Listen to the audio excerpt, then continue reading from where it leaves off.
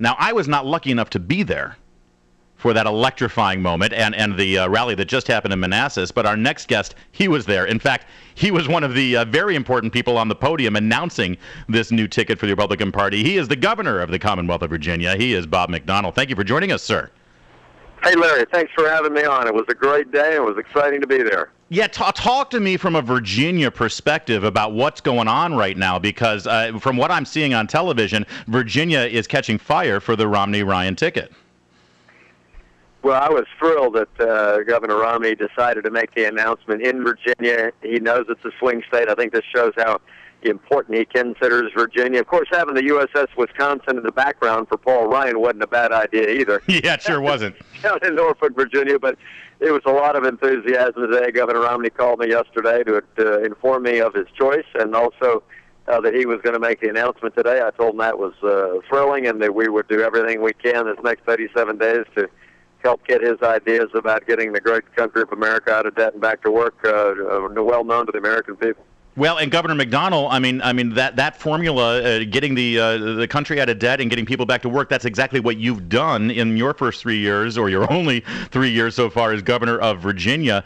What have you done in Virginia that can be replicated on a national level that Mitt Romney should be trying to do? Well, I think the governor is well aware of that. He was governor of Massachusetts and was able to get rid of a $3.5 billion budget deficit without raising taxes. He got the unemployment rate down from 51st to 30th in the country when he was governor. So he's well aware of it. But what we've done in Virginia, our unemployment rate down to 5.7%, the lowest in 3 years, lowest in the Southeast. We've had $1 billion plus budget surplus over the last 3 years. It's not that complicated, but it takes some honesty and hard work and just direct talk with your citizens, and just to say, look, there's certain things we can't afford anymore. We got to reform the government. We got to make it work better and more. We have to make it leaner, and it's going to be tough. But if we do this, we'll have surpluses and jobs will come back. And it's worked in Virginia. Mitt Romney's well aware of that, and that's what he'll do for the country. Well, listen, Governor McDonnell, and again, Governor Bob McDonnell is our guest right now on WMAL, and I've got to ask you, I mean, given your record, given the success that you've had in Virginia, and given the fact that we knew, a few days ago that he was going to be having all of this excitement here in Virginia, and we sort of thought that he was going to be naming the running mate, a lot of us thought it was going to be you. How did it feel, first of all, when you found out that it wasn't you? It's got to sting a little bit, even though you're excited about helping Romney and Ryan get to the White House. Well, I think there are a lot of other people more excited about that than I was. I told the governor from the beginning a year ago whatever I could do to help him win Virginia and the presidency in order to restore the American dream for the great nation was what I'd do. It's obviously honored to be tossed around in the same voice as some of these other great leaders who are on that list. But I'm delighted with his choice, because with the selection of Paul Ryan, it means that Mitt Romney knows that this is a very serious election, that he wants this to be a referendum on the choices before the American people, and that is make it about jobs and spending and debt and deficit, because that's what Paul Ryan has done, being the architect of a number of positive plans for Medicare and Medicaid reform, a budget to balance the budget here over the next years. And now, with the selection of Paul Ryan, that's what we're going to be talking about, not Bain Capital, not tax returns, not other issues that people aren't voting on, and I think it was the right move for the ticket. Well, and Governor McDonnell, I mean, listen, it's a great response, and I think that everybody is on board with this ticket now. But I personally, and this is just me talking, I'm a little worried about you, because I know that in a year you're going to be out of work. And idle hands is not a good thing. What are you going to do when you're termed out there? We need to find you a gig.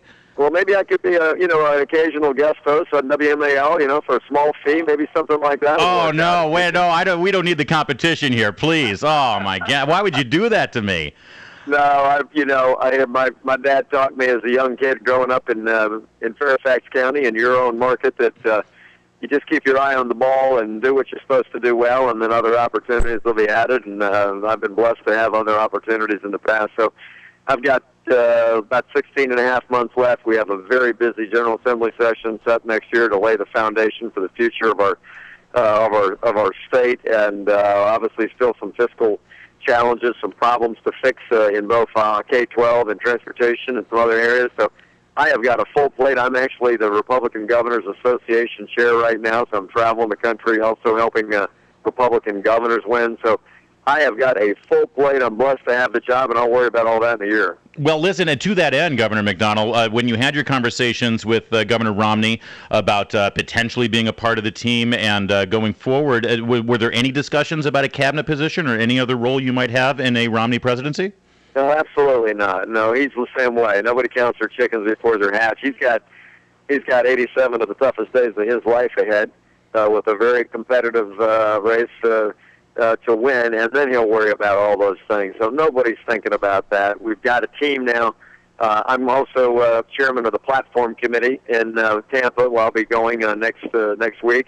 Governor Romney asked me to do that, and appreciate his confidence in me to help put in a document the heart and soul of what we believe in as a party.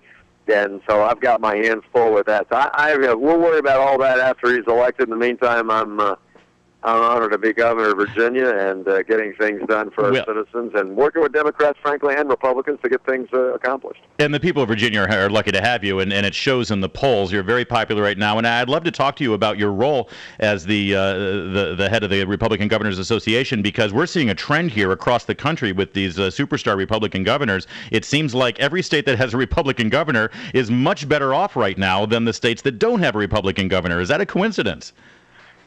No. It's the difference in philosophy and the style of governing. Let me just give you a couple. 12 out of the 15 states that have the best climate for business, according to CNBC, have Republican governors. 7 out of the 10 states with the lowest unemployment rates have Republican governors. In fact, the unemployment rate in Republican-governed states is a full point below Democrat-governed states. So there's something different, and it all has to do with balancing budgets without raising taxes, celebrating success, not criticizing it like some on the left are doing these days. And listen, we believe if you have a business and you made it successful, you really did build it, unlike the president who's got a different idea on that subject, as he said in Virginia a couple of months ago. So if we elect more CEOs at the state level that understand federalism, understand the 10th Amendment, understand free enterprise, our nation will be a lot better, and we'll have just better governance at the state level. Governor McDonnell, as a governor, you have to deal with the federal government. You have to deal with this Obama administration and some of the rules that they set forth through their labyrinth of bureaucrats. And the president did something last week unilaterally through the Health and Human Services Department with regard to welfare reform that really stunk, frankly, and you wrote about it very, very well earlier this week. You had a fantastic op-ed about it that I read. Can you talk about that? This is of course basically he threw out all of the welfare reform and the work welfare rules, and Governor Romney put out an ad about it that basically said, Barack Obama just threw out the entire welfare reform of the 90s, and suddenly we're seeing people saying that that's untrue and that's a lie. Can you clear this up for us? What did the president do? And as a governor, what does it mean to you now with regard to welfare?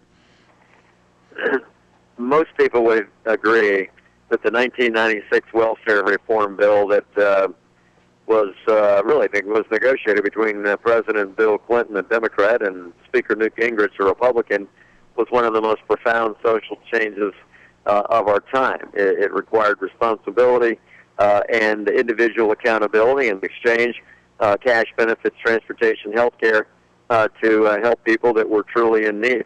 As a result of that reform, and I know a little bit about it because the year before I carried the welfare reform bill in Virginia for then-Governor George Allen, which became one of the models for that federal reform.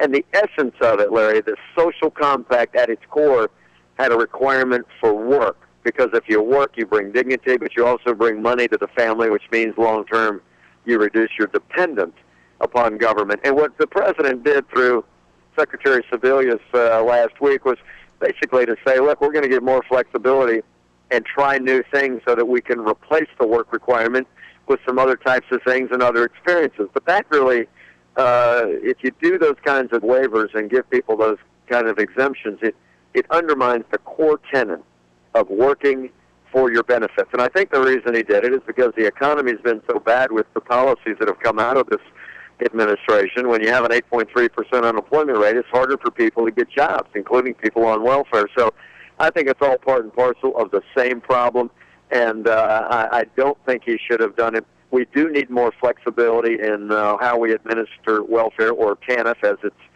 or the name of the program, but not to the point where we say, well, you don't really have to work, but we'll let you do something else in place of work. Absolutely undermines the whole idea behind welfare reform. Bad idea.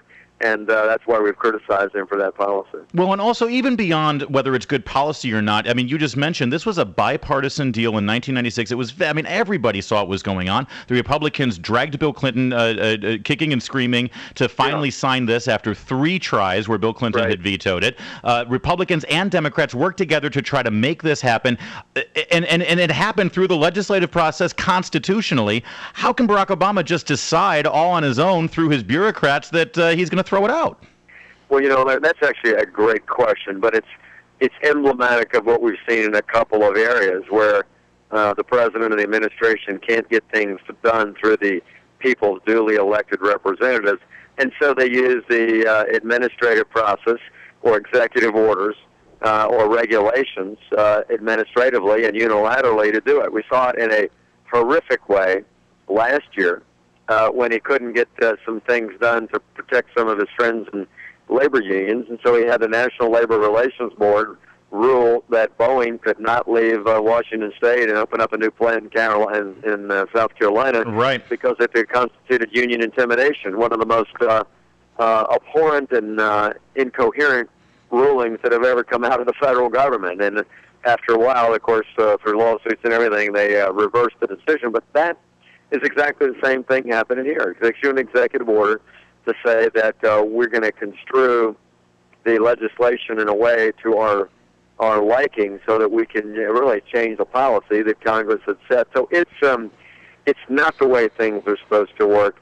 It's appropriating power to the executive branch that really belongs to the legislative branch. So it's not only bad policy, but I think it to some degree may violate the separation of powers, and there are numerous examples of using bureaucratic power to do things that Congress won't do. Governor McDonnell, real quickly, I need you to call your shot here. You are the man who is going to make Virginia go red again and put Romney in the White House. So how close is it going to be, or how wide a margin is it going to be? I want you to call your shot. Virginia goes for Romney by how many points?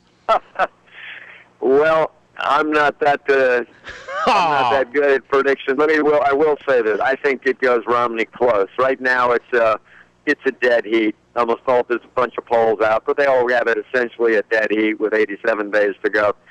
But here's the 2 things that I think are going to happen. One, you got to remember, Romney was down 8 points to the president 4 months ago, and now it's a dead heat.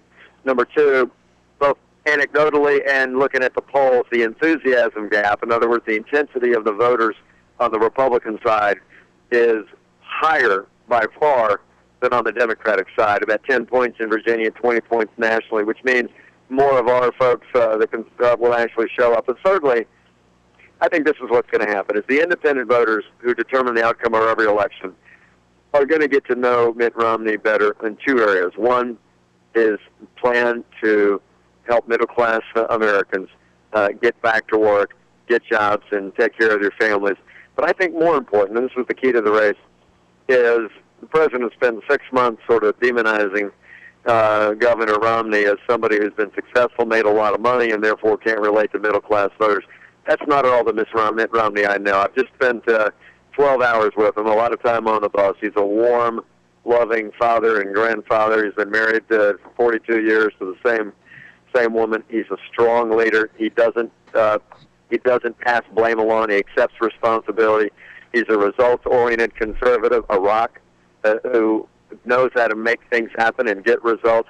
And the more people see that side of Mitt Romney, the better they'll like him. And I think he wins by several points. Ask me again at the end of October. I'll give you a number. All right, you got it. I sure will. I'm going to hold you to that. Governor Bob McDonnell, you can't say it today, so I'll say it. You have a huge future. I'll dare say a national future ahead of you, and we are all fortunate for it. Please, just don't make it in radio, okay? Larry, you got a great station. I remember my dad listening to WMAL growing up. And it's a great station, and I appreciate your work in giving a good, solid conservative perspective. And listen, we're just trying to make sure that young folks in Virginia and others have the same opportunities that I did as middle-class kid growing up in Fairfax County to be able to accomplish things like being governor of Virginia. Every young folk ought to have the opportunity to build a business or go to college or be governor or be the best football player or ballerina that they want to be. And we just need to get government a little bit more out of the way, strengthen the private sector, be positive about the greatness of our country, and everybody will have that chance. Well said, sir. That's why he's the governor. Thank you so much for joining us today on WMAL. Thanks so much. Folks, that is Governor Bob McDonnell. That's his take. He was there. He saw it all happen. And listen, he's on board. Are you? Let me know. 888-630-9625. 888-630-WMAL. This is the Larry O'Connor Show. Washington's Mall, WMAL, where Washington comes to